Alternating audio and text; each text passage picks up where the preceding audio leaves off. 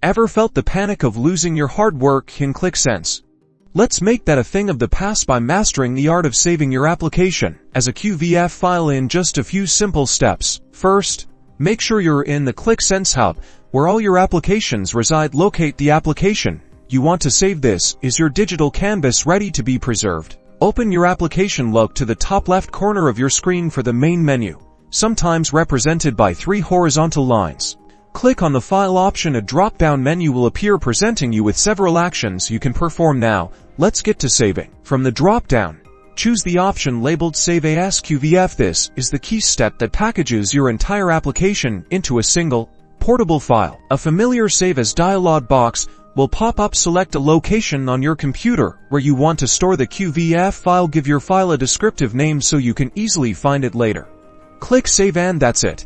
Your Qlik Sense application is now safely stored as a QVF file. You can now easily share it with colleagues or restore your work should you need to. Thanks for watching.